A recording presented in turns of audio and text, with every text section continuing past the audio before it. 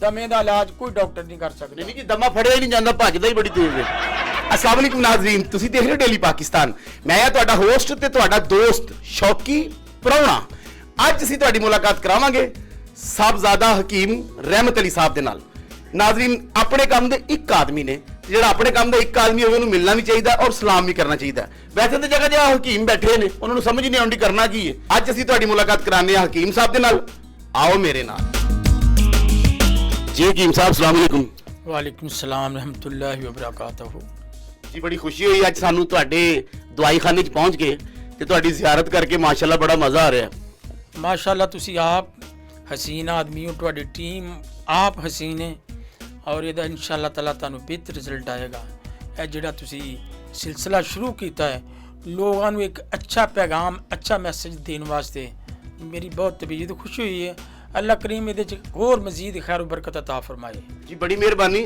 ਅਕਸਰ ਹਕੀਮ ਸਾਹਿਬ ਲੋਕ ਦਵਾਈ ਲੈਂਦੇ ਹੀ ਨਹੀਂ, ਕਲੀਨਿਕ ਅਗੇ ਰੋਈ ਜਾਂਦੇ ਨੇ, ਨਹੀਂ ਆਰਾਮ ਨਹੀਂ ਹੋਣਾ ਵੀ ਤੂੰ ਦਵਾਈ ਲੈ ਤੇ ਸਹੀ ਜਾ ਕੇ ਅੰਦਰੋਂ। ਇਹਦਾ ਕੀ ਵਜ੍ਹਾ ਹੈ? ਖੌਫ ਜ਼ਦਾ ਹੋ ਜਾਂਦੇ ਨੇ। ਅਤਾਈ ਹਕੀਮ ਬਹੁਤ ਜ਼ਿਆਦਾ ਨੇ। ਇਸ ਤਰ੍ਹਾਂ ਦੇ ਜਿਹੜੇ ਹਕੀਮ ਨੇ ਇਹਨਾਂ ਨੇ ਹੀ ਸਤਿਆਨਾਸ਼ ਕੀਤਾ। ਤਿੱਬ ਇੱਕ ਬਹੁਤ ਮੁਕੱਦਸ ਪੇਸ਼ਾ ਹੈ ਜਿਹਦੇ ਮਤਲਬ ਅੱਲਾਹ ਕਰੀਮ ਹਿਕਮਤ ਉਹਨੂੰ ਅਤਾ ਕਰਤਾ ਜਿਹਦੇ ਤੇ ਬਹੁਤ ਖੁਸ਼ ਹੁੰਦਾ। ਔਰ ਇਹ ਦਨਾਈ ਦਾ ਨਾਂ ਹੈ, ਕੁੜੀਆਂ ਬੰਨਣ ਦਾ ਨਾਂ ਹਿਕਮਤ ਨਹੀਂ। ਅਕਸਰ ਹਕੀਮ, ਇੱਕ ਬੰਦਾ ਹਕੀਮ ਸਾਹਿਬ ਨੂੰ ਜਾ ਕੇ ਕਹਿੰਦਾ ਜੀ ਹਕੀਮ ਸਾਹਿਬ ਮੈਨੂੰ ਭੁੱਖ ਨਹੀਂ ਲੱਗਦੀ, ਕਹਿੰਦਾ ਭਈ ਆਪਣੀ ਰੋਟੀ ਮੈਨੂੰ ਦੇ ਜਾ ਕਰ। ਐਕਚੁਅਲੀ ਰੋਟੀ ਤੇ ਲੋਕ ਟਾਈਮ ਸਿਰ ਖਾ ਹੀ ਨਹੀਂ ਰਹੇ। ਜਿਹੜੇ ਅਗਰ ਖਾ ਵੀ ਰਹੇ ਨੇ ਤਾਂ ਉਹਨਾਂ ਨੂੰ ਅੱਛੀ ਗ਼ਜ਼ਾ ਨਹੀਂ ਸਾਨੂੰ ਮੁਯੱਸਰ ਆ ਰਹੀ। ਤੇ ਇਹ ਦੇਖੋ ਅੱਛੀ ਨਹੀਂ ਵੀ ਆ ਰਹੀ, ਫਿਰ ਵੀ ਜਿਹਨੂੰ ਪੁੱਛੋ ਕਿੱਥੋਂ ਆਇਆ, ਰੋਟੀ ਖਾ ਕੇ। ਇਹ ਖਾਣਾ ਇੱਕ ਫਿਤਰਤ ਹੈ, ਇਫੈਕਟਸ ਨੇ, ਇਹ ਖਾਣੀ ਹੈ। ਭਾਵੇਂ ਕੋਈ 24 ਘੰਟੇ ਬਾਅਦ ਖਾ ਲੈਂਦਾ, ਕੋਈ 12 ਘੰਟੇ ਬਾਅਦ ਖਾ ਲੈਂਦਾ, ਕੋਈ 6 ਘੰਟੇ ਬਾਅਦ ਖਾ ਲੈਂਦਾ, ਇਹ ਫਿਤਰਤ ਚੇਂਜ ਨਹੀਂ ਹੋ ਸਕਦੀ। ਤੁਸੀਂ ਰੋਟੀ ਦੀ ਗੱਲ ਕਰ ਰਹੇ ਹੋ, ਇੱਥੇ ਬੰਦੇ ਲੋਕਾਂ ਦਾ ਹੱਕ ਖਾ ਜਾਂਦੇ ਨੇ, ਬੇਵਾ ਦੇ ਪਲਾਟ ਖਾ ਜਾਂਦੇ ਨੇ। ਲੋਕ ਲੁੱਟ ਕੇ ਖਾ ਗਏ ਨੇ, ਉਹਨਾਂ ਡਕਾਰ ਵੀ ਨਹੀਂ ਮਾਰਿਆ। ਅੱਛਾ ਹਕੀਮ ਸਾਹਿਬ, ਅੱਜ ਕੱਲ੍ਹ ਇੱਕ ਬੜਾ ਮੇਜਰ ਮਸਲਾ ਹੈ, ਲੋਕਾਂ ਨੂੰ ਜਿਗਰ ਦਾ, ਮੈਦੇ ਦਾ ਬਹੁਤ ਪ੍ਰੋਬਲਮ ਹੈ। ਜੀ, ਮੈਦੇ ਔਰ ਜਿਗਰ ਦਾ ਪ੍ਰੋਬਲਮ ਇਸ ਲਈ ਹੈ ਕਿ ਅਸੀਂ ਗਜ਼ਾਵਾਂ, ਤਲੀਆਂ ਅਸ਼ੀਆ और बेटाइमा सो रहे हैं, बेटाइमा जाग रहे हैं और बेटाइमा खा रहे हैं। बिल्कुल सही कह रहे हो। और कसमें कई बंदे ते रज के उठते ना, कई बेचारे थक के उठते हैं। गुजारिश है कि रात ਨੂੰ 12 ਵਜੇ ਖਾਣਾ ਖਾ ਰਹੇ ਨੇ, ਚਿਕਨ ਖਾ ਰਹੇ ਨੇ, ਬੀਫ ਮਟਨ ਖਾ ਰਹੇ ਨੇ।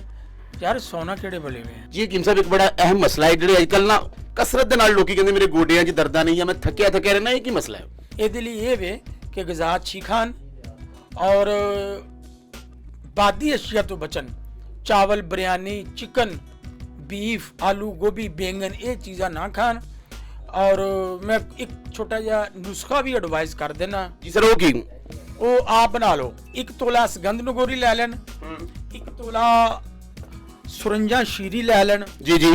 इस तो इलावा ਇਹਦੇ ਵਿੱਚ अगर ते ਉਹਨੂੰ पूरी बॉडी च दर्दां ने, पूरे जिस्म च दर्दां ने, ਇਹਦੇ ਨਾਲ ਉਹ ਤਕਰੀਬਨ 1 ਤੋਲਾ ਸੁੰਡ ਪਾਣ, 6 ਮਾਸ਼ੇ ਲੌਂਗ ਜੀ ਜੀ, 3 ਮਾਸ਼ੇ ਜ਼ਾਫਰਾਨ ਜੀ, ਇਹ ਸਾਰੀਆਂ ਚੀਜ਼ਾਂ ਨੂੰ ਇੱਕ ਸਫੂਫ ਦੀ ਸ਼ਕਲ ਚ ਤਿਆਰ ਹੋ ਜਾਏਗੀ, ਮਿਕਸ ਹੋ ਜਾਏਗੀ। ਜੀ ਜੀ। ਉਸ ਤੋਂ ਬਾਅਦ ਉਹਦੇ ਥੋੜਾ ਜਿਹਾ ਸ਼ਹਿਦ ਮਿਲਾ ਕੇ ਤੇ ਗੋਲੀਆਂ ਬਣਾ ਲਓ।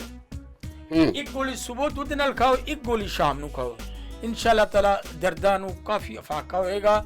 ਹਿਕਮਤ ਦਾ ਜਿਹੜਾ ਤਲਕ ਹੈ, ਹਿਕਮਤ ਕਦੋਂ ਤੋਂ ਤੇ ਕਿੱਥੋਂ ਸ਼ੁਰੂ ਹੋਈ, ਜ਼ਰਾ ਇਹ ਤੇ ਸਾਡੀ ਨਾਜ਼ਰੀਨ ਨੂੰ ਦੱਸੋ। ਅੱਜ ਹਿਕਮਤ ਬਾਰੀਕ ਬੀਨੀ ਦਾ ਨਾਂ ਹੈ, ਹਿਕਮਤ ਕਿਸੇ ਚੱਠੂ ਵਟੇ ਦਾ ਨਾਂ ਨਹੀਂ। ਔਰ ਦੂਸਰੀ ਗੱਲ ਇਹ ਵੇ ਕਿ ਅਸੀਂ ਲੋਕਾਂ ਨੂੰ ਕੋਈ ਅੱਛਾ ਮੈਸੇਜ ਦੇ ਕੇ ਔਰ ਉਹਦਾ ਜਿਹੜੀ ਦੁਆ, ਕਿਸੇ ਦੇ ਅੰਦਰੋਂ ਜਿਹੜੀ ਦੁਆ ਨਿਕਲਦੀ ਹੈ ਨਾ, ਉਹ ਬਹੁਤ ਅਸਰ ਰੱਖਦੀ ਹੈ। ਬਿਲਕੁਲ ਸਹੀ। ਦੁਆ ਉਹੀ ਦੇਗਾ ਜਿਹਨੂੰ ਕੋਈ ਸਾਡੇ ਕੋਲੋਂ ਸੁੱਖ ਮਿਲੇਗਾ। ਬਹੁਤ ਅੱਛੀ ਗੱਲ। ਪਹਿਲੀ ਗੱਲ ਤੇ ਕਿ ਅੱਜ ਕੱਲ ਸਰਦੀ ਦਾ ਮੌਸਮ ਹੈ। ਜੀ ਜੀ। ਤਕਰੀਬਨ 40+ ਜਿੰਨੇ ਵੀ ਨਹੀਂ ਖਾਂਸੀ ਚ ਮੁਬਤਲਾ ਨੇ। ਤੁਹਾਡੀ ਗੱਲ ਵੱਡੀ ਹੁੰਦੀ ਹੈ ਕਿ ਬੰਦਾ ਡਾਕਟਰ ਨੂੰ ਜਾ ਕੇ ਕਹਿੰਦਾ ਮੈਨੂੰ ਠੰਡ ਲੱਗਦੀ, ਉਹਨੇ 6 ਰਜ਼ਾਈਆਂ ਲਿਖ ਦਿੱਤੀਆਂ। ਜਿਹੜੇ ਹਜ਼ਰਾਤ ਖਾਂਸੀ ਚ ਮੁਬਤਲਾ ਨੇ, ਜੀ ਜੀ, ਛੋਟੇ ਨੇ ਜਾਂ ਵੱਡੇ, ਉਹ ਉਸ ਚੀਜ਼ ਦਾ ਸ਼ਰਬਤ ਤਿਆਰ ਕਰ ਲੈਣ।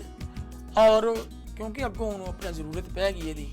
ਪਹਿਲੇ ਨੰਬਰ ਤੇ ਮਲੱਠੀ ਸਾਬਤ 2 ਤੋਲੇ, ਗੁਲ ਬਨਵਸ਼ਾ 2 ਤੋਲੇ, ਜ਼ੂਫਾ 1 ਤੋਲਾ, ਰੇਸ਼ਾ ਖਤਮੇ 1 ਤੋਲਾ, ਬਰਗੇ ਬਾਂਸਾ 3 ਤੋਲੇ, ਮੁਨੱਕਾ 4 ਤੋਲੇ।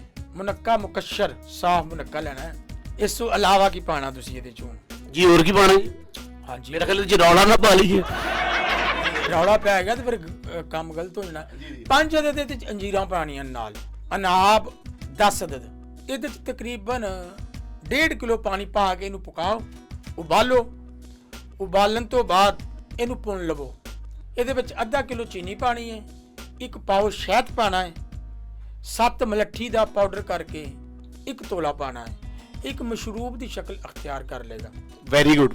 ਇਹਨੂੰ 2 ਚਮਚ ਸਵੇਰ ਤੇ 2 ਚਮਚ ਸ਼ਾਮੀ ਤੇ 2 ਦੁਪਹਿਰੀ, 1 ਕੱਪ ਗਰਮ ਪਾਣੀ ਚ 2 ਚਮਚ ਮਿਲਾ ਕੇ ਪਿਆਓ। अगर कोई छोटा बच्चा है उन्हें 1 चम्मच पिलाओ। यही मेडिसिन अगर कोई मेरे मत पे आए चेकअप कराने के लिए तो हम 1000 रुपया तो चेकअप फीस लेते हैं और 2000 की यही मेडिसिन देते हैं। मैं तो ना ਤੁਹਾਡੇ ਕੋਲ ਦਵਾਈ ਲੈ ਸਕਿਆ। ਤੁਹਾਡੀ ਨਸੀਬ ਦੀ ਗੱਲ ਹੈ, ਫਿਰ ਤਾਂ ਹੱਥ ਨਹੀਂ ਪੈ ਰਿਹਾ ਤੁਹਾਡਾ। ਦੇਖੋ ਨਾ ਨਾਜ਼ਰੀਨ, ਤੁਸੀਂ ਦੇਖਿਆ ਕਿ ਹਕੀਮ ਸਾਹਿਬ ਜਿਹੜਾ ਨੁਕਸਾ ਲਿਖਾਇਆ, ਜਿਨ੍ਹਾਂ ਕੋਲ ਪੈਸੇ ਨੇ ਉਹ ਨੁਕਸਾ ਬਣਾ ਲਓ, ਜਿਨ੍ਹਾਂ ਕੋਲ ਨਹੀਂ ਹੈਗੇ ਉਹ ਬਣਦਾ ਵੇਖੋ। ਨਹੀਂ ਉਹ ਜਿਨ੍ਹਾਂ ਕੋ ਅਗਰ ਨਹੀਂ ਉਹ ਆਪਣਾ ਸਾਡੇ ਕੋਲ ਤਸ਼ਰੀਫ ਲਿਆਣ, ਅਸੀਂ ਉਹਦਾ ਮਜ਼ੀਦ ਅੱਛੇ ਤਰੀਕੇ ਨਾਲ ਚੈੱਕਅਪ ਕਰਾਂਗੇ ਔਰ ਉਹਨੂੰ ਉਹਦੇ ਮੁਤਾਬਕ टीबी एक खांसी एडा ला अपना नाम मुराद मर्जे। पहला स्टेप खांसी दा, दूसरा बुखार दा, तीसरा तशन्नुज तपे दिख, टीबी और दमा। दमा वो मर्जे के पूरे दुनिया के डॉक्टरों को दमा नहीं फड़िया गया। दमे का इलाज कोई डॉक्टर नहीं कर सकता। नहीं जी, दमा फड़िया ही नहीं जाता, भजदा ही बड़ी तेज है। दमे का मरीज कबर च जाके साह लेंदा, लेकिन खबरदार अलहमदुलिल्लाह साडे कोल आओ, दमे का मरीज आवे 4 ਤੋਂ 5 ਮਹੀਨੇ ਲਵਾਂਗੇ, ਦਮਾ ਪੂਰੀ ਜੱਦ ਚ ਨਹੀਂ ਰਹੇਗਾ। ਵਾਹ ਵਾਹ ਵਾਹ ਵਾਹ ਵਾਹ, ਕੀ ਬਾਤ ਹੈ। ਦਾਵਾ ਕਰੇ ਔਰ 5 ਮਹੀਨੇ ਬਾਅਦ ਦਮੇ ਦਾ ਕੋਈ ਉਹਦੇ ਚਾਂਸਰ ਰਹਿ ਜਾਵੇ, ਅਸੀਂ ਉਹਦੇ ਦੇਣਦਾਰ ਹਾਂ। ਦੇਖਿਆ ਨਾਜ਼ਰੀਨ, ਰਿਕਾਰਡ ਕਰ ਲੈ, ਅੱਲਾ ਨੇ ਕਿੰਨੀਆਂ ਕਿੰਨੀਆਂ ਸਲਾਹੀਤਾਂ ਬਖਸ਼ੀਆਂ ਨੇ। ਨਹੀਂ ਤੇ ਅਕਸਰ ਕਿਸੇ ਹਕੀਮ ਕੋਲ ਜਾਓ ਨਾ, ਉਹ ਕਹਿੰਦਾ ਕਿ ਸਵੇਰ ਦੇ ਟਾਈਮ ਦੇਸੀ ਆਂਡੇ ਖਾਣੇ ਨੇ, 12 ਵਜੇ ਛੋਟਾ ਕੀਮਾ ਖਾਣਾ, ਰਾਤ ਨੂੰ ਦੇਸੀ ਮੁਰਗਾ ਖਾਣਾ। ਆਰਾਮ ਤੈਨੂੰ ਇਹਨਾਂ ਚੀਜ਼ਾਂ ਨਾਲ ਆਏ ਨਾ, ਦਵਾਈ ਇਤਿਆਤਨ ਦਿੱਤੀ। ਦਵਾਈ ਦੇ ਵਿੱਚ ਅੱਲਾ ਕਰੀਮ ਦੀ ਬਹੁਤ ਤਾਕਤ ਹੈ। ਜੀ ਜੀ ਜੀ। ਔਰ ਤਕਵੇ ਦੇ ਨਾਲ ਸਾਡੇ ਕੋਲ ਬੇਸ਼ੁਮਾਰ ਕੈਂਸਰ ਦੀਆਂ ਰਸੌਲੀਆਂ ਦਾ ਅਸੀਂ ਇਲਾਜ ਕਰਨੇ ਆ। ਨਾਜ਼ਰੀਨ, ਬੜੀ ਵੱਡੀ ਗੱਲ ਹੈ। ਕੈਂਸਰ ਦੇ ਜ਼ਖਮਾਂ ਦਾ, ਜਿਹੜੇ ਮਰੀਜ਼ ਸ਼ੂਗਰ ਦੀ ਵਜ੍ਹਾ ਨਾਲ ਉਂਗਲੀਆਂ ਇਨਫੈਕਸ਼ਨ ਹੋ ਗਈਆਂ, ਪੈਰਾਂ ਦੀਆਂ ਜਾਂ ਕੋਈ ਅਜ਼ਾ ਕਟਵਾਨ ਨਾ, ਸਾਡੇ ਕੋਲ ਤਸ਼ਰੀਫ ਲਿਆਣ, ਅਸੀਂ ਉਹਨਾਂ ਨੂੰ 14 ਦਿਨਾਂ 'ਚ ਉਠਾ ਕੇ ਬਿਠਾਵਾਂਗੇ। ਕੈਂਸਰ ਦੇ ਜ਼ਖਮ, ਗੰਭੀਰ ਗੈਂਗਰੀਨ, ਵਾਹ ਵਾਹ ਵਾਹ, ਬੜੀ ਗੱਲ। ਨਾਸੂਰ ਦੇ ਜ਼ਖਮ ਅਸੀਂ ਠੀਕ ਕਰਾਂਗੇ ਉਹਨਾਂ ਨੂੰ। ਤੁਹਾਡੇ ਨਾਲ ਹੋਰ ਇੱਕ ਛੋਟੀ ਜਿਹੀ ਅਰਜ਼ ਕਰਨੀ ਸੀ। ਬੰਦੇ ਜਿਹਦੇ ਕੋਲ ਪੈਸੇ ਹੋਣ ਨਾ, ਉਹਦਾ ਪਤਾ ਲੈਣ ਜਾਓ, ਜਿਹੜੇ ਪਤਾ ਲੈਣ ਆਏ ਹੁੰਦੇ ਉਹਨਾਂ ਦਾ ਪਤਾ ਲੈਣ ਡਿਆ ਹੁੰਦਾ। ਕੀ ਹਾਲ ਹੈ ਵੀ ਠੀਕ ਹੈ, ਕੈਸੀਅਤ ਪੀਤਾ ਹੈ, ਇਹ ਬਿਰਿਆਨੀ ਲਵੋ, ਛੋਟੀ ਨੋ ਨੇ ਬਣਾਈ ਹੈ, ਸ਼ਾਮੀਆ ਲਵੋ। ਤੇ ਜਿਹਦੇ ਕੋਲ ਪੈਸੇ ਨਾ ਹੋਣ, ਉਹ ਵਿਚਾਰੇ ਦੀ ਮਾਤੀ ਵੱਜੀ ਹੁੰਦੀ। ਹਾਏ ਹਾਏ, ਉਹ ਕੀ ਹਾਲ ਹੀ, ਉਹਨੂੰ ਪਤਾ।